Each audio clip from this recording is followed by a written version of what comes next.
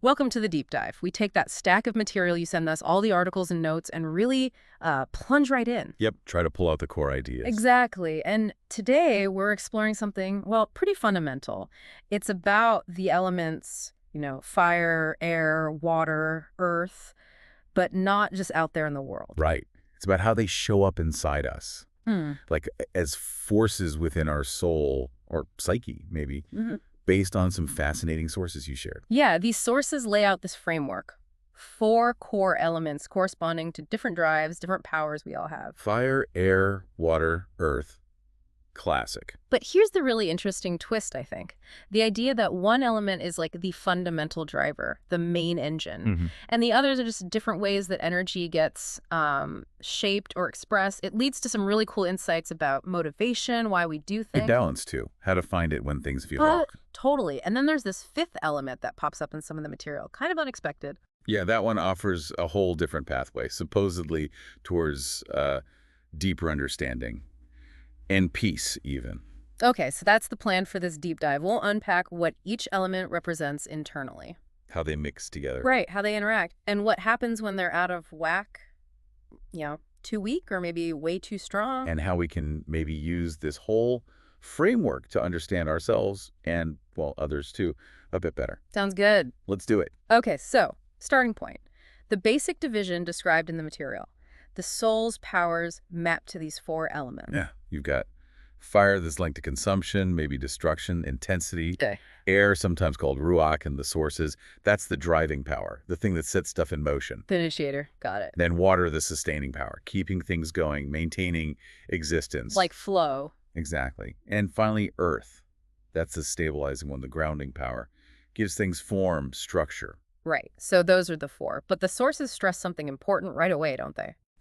They're all mixed. None of these exist purely on their own inside us. We're always a blend. Which makes sense. Feels true to life. We're complicated. Definitely. But then comes this, key insight in the material you flagged about air, ruach. Yeah, it's pinpointed as the innermost element, the most fundamental one. So it's the essence of movement itself, the drive behind everything. That's the idea. The text suggests that fire, water, and earth aren't really independent drivers. They're more like ways the air element's movement gets shaped or channeled. Ah, okay. So fire is air moving towards consumption. Water is air moving towards sustaining. Precisely. And earth shapes the movement towards stability, towards creating something solid. Okay, that clicks. Air is the impulse, the others are the direction or the form it takes. But let's talk about earth for a sec. Stabilizing. That sounds like stopping movement, not shaping it. How does that work? Good question. Yeah, it seems a bit contradictory, and sources tackle that. Earth doesn't stop the air, it stabilizes the movement. It provides, structure, containment. Yeah. So the movement doesn't just fly off wildly and become destructive. Okay, so it's not hitting the brakes, it's building the road. Right. Or maybe the guardrails. Exactly. Building the road is a good way to put it. One source uses the analogy of a building's foundation. Right. The earth element, the foundation, doesn't stop the building from being a building. It supports it. Makes it possible for it to stand, to function. Or think of a carousel. If it spins too fast, totally uncontrolled, that's air without enough earth, it's dangerous, unstable. Yeah, things fly off. But at a controlled, stable speed, the movement, the air, is contained by the structure, the earth. It allows the ride to actually happen, to be enjoyable, sustainable. So Earth channels air's energy constructively, and if Earth is weak compared to the air, then you get problems, instability, like the source mentioning earthquakes. Precisely. When the stabilizing force can't handle the underlying movement or pressure, that structure Earth provides is crucial. Okay, makes sense. So air is the core drive, always closed, as one source put it, in fire, water, or earth. Movement towards something. Now, what happens when that core drive, the air element, is off, imbalanced? Well, the materials focus on 2 main issues. Either the air is too weak or it's excessively strong. Let's start with weak air. That sounds like low energy, feeling stuck, maybe even depressed or really sad. That's generally how it shows up, yeah. A lack of inner oomph, propulsion. And the sources say you can't just give a generic pep talk. Right. Snap out of it. Doesn't cut it. No. You have to figure out which channel that person's air usually flows through. Is it primarily fire, water, or earth? So you need to target the intervention to their specific elemental language. Exactly that. So if their air usually comes alive through fire, they thrive on challenge, intensity, maybe competition. Okay. To stimulate that weak air, you need to give them, well, a challenge, something difficult to tackle. It's like fanning embers, right? You need the right fuel. Yeah, like that example in the text about the person who felt lost in peacetime because they needed conflict. They needed some kind of struggle to reignite that fire air. Okay. What if they're more of a water air type? If their vitality, their drive, comes from giving, sustaining, helping others. The nurturers. Right. Then to stimulate weak air, you need to create opportunities for them to give, to contribute, to help someone.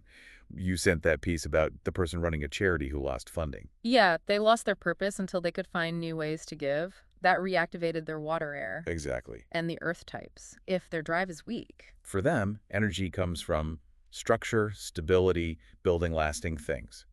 So to stimulate their weak air, you need to help them find situations where the ground feels solid. Predictable. Consistent. Yeah, and stable, like long-term. The material really contrasts this with quick fixes.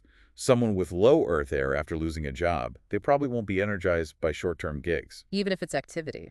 Right. They need the stability, the feeling that it's building towards something solid, lasting, like a career path, maybe a pension, mentioned in one text. That reassurance of structure re-engages their drive. Wow. That's really practical. It's not one-size-fits-all motivation at all. You got to know the underlying element.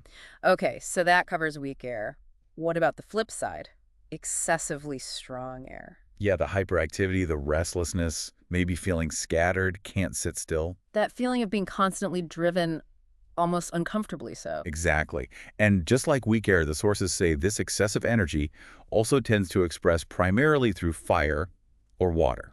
Okay, so hyperactive fire air, is that like always picking fights, constantly needing conflict or intensity? That's the picture painted, yeah. Yeah. An almost insatiable need for that kind of stimulation, consuming things, experiences, maybe even relationships, very intensely. And hyperactive water air. That might look like excessive giving, like way beyond healthy boundaries, being available 24/7, burning themselves out, helping everyone else, maybe neglecting their own needs entirely. Okay. And the sources warn that just trying to remove the outlet, like separating the fire type from the person they argue with, or telling the water type to just stop helping so much, that doesn't really fix it. Right. It's often superficial because the underlying excessive drive, the super strong air, is still there. It'll just find another target, another way to express itself. So what's the solution then, according to the material, for this out-of-control air? The primary solution offered pretty consistently across the sources, whether the excess air is manifesting as fire or water, is introducing earth. Earth again, the stabilizer. Yep. Earth brings order, structure, discipline, routine. It provides the necessary container, the banks for the raging river, to stabilize that wild movement of air. So for the hyperactive fire type, structure could mean what? Channeling that intensity into something constructive, like a demanding project or maybe disciplined physical training. Exactly. Or structured competition, something with rules and boundaries. And for the hyperactive water type, the overgiver. Structure might look like setting clear limits, like specific times for volunteering or a set budget for donations, maybe? That's precisely the kind of approach outlined. One source really highlights how many people struggling with this kind of restlessness lack basic structure in their activities. And imposing order, creating routines, even if they're still doing a lot, makes the activity itself feel less frantic, more grounded, more contained. So earth is the key to managing too much air, regardless of how that air is expressing itself. That's incredibly useful. It seems to be a core principle in this framework. But hang on, you mentioned earlier there was a fifth element mentioned in some text, something outside this fire, air, water, earth system. Yes, this is where things get maybe a bit more philosophical, drawing from some of the deeper texts you shared. They introduce ayin. Ayin. Often translated as nothingness or maybe non-being, but really pointing to a state of absolute stillness. Stillness, okay. And this fifth element is described as the complete opposite of movement, the opposite of air. It stands apart from that whole dynamic system of the four moving elements. Stillness, that sounds kind of like the absence of energy, like emptiness. How can that be an element, let alone a source of vitality? It's not stillness in the sense of being inert or dead. Yeah. That's a key distinction the sources make. It's described as a profound, active quietude, like the potential before creation, the source from which true vitality emerges. Active quietude. Okay. One text uses the example of the absolute profound silence said to have occurred at Mount Sinai just before the Torah was given. Ah, the ultimate life-giving moment emerging from total stillness. That's the idea. The most intense life, the deepest vitality, can spring from the deepest quiet. Wow. Okay, so it's not just doing nothing. It's accessing a different kind of state, a potent quiet. Exactly. And the sources contrast this really sharply with our usual idea of taking a break, like a vacation. Right. We think we're resting, but... But often we just switch from one kind of frantic activity work stress to another kind, maybe even more packed, like intense travel schedules, constant sightseeing, always doing. What that feeling? Sometimes you need a vacation from the vacation, as one piece put it. True rest, the kind that genuinely restores you and connects you to something deeper, that comes from touching this place of profound stillness, this fifth element. And the implication is that our normal, everyday busy lives, even if they seem standard, might actually be a bit off-kilter, like a normal crazy, maybe, simply because we lack this grounding and stillness. That seems to be what's suggested. That constant movement without the counterbalance of stillness creates this low-level hum of franticness, maybe, even if everyone else is living the same way. Okay, and here's where this fifth element seems really critical for self-knowledge. The material says it's super hard to figure out your own dominant element, your main fire, water, earth expression driven by air while you're just caught up in the movement, right? Exactly. You're too inside the system to see the whole picture clearly, like trying to read a map while you're driving through rush hour. You just see the car in front of you. Right. But accessing this fifth element, the stillness, it's like stepping out of the car, maybe climbing a hill. It lets you momentarily get outside the swirling activity. Gives you perspective. From that place of calm, of detachment, you can look back at your own inner landscape more objectively. And see which element is really running the show or which one is out of balance. And one text adds another layer saying, this stillness helps you identify your core tendencies, not just by your big actions, which can be misleading anyway. Yeah, habits or things we're forced into. Right. But by catching the very first subtle thoughts and inclinations as they arise. Yeah. Right at the root. Whoa. Like spotting the tiny spark before it becomes a bonfire, or noticing the first tickle of a cold before you're really sick. That's the kind of analogy used. It's much easier to understand and manage an inclination when it's just starting a sapling, as one source puts it, compared to when it's a massive ingrained pattern, a 200-year-old tree, or an overwhelming force like a hurricane. And you need that quiet, that stillness, to even notice those super subtle beginnings. That's the idea. That perspective, that sensitivity comes from the stillness. So operating from a place that's connected to this stillness allows us to pick up on these finer frequencies, maybe, these quieter signals about our own deepest drives before they take over. That seems to be the connection made. So true balance, according to the wisdom in these materials you shared, isn't about choosing movement or stillness. It's about integrating both. The vitality of air expressed through fire, water, or earth, and the vitality that comes from connecting with the stillness, the ayin. It's a dance between the two, not either.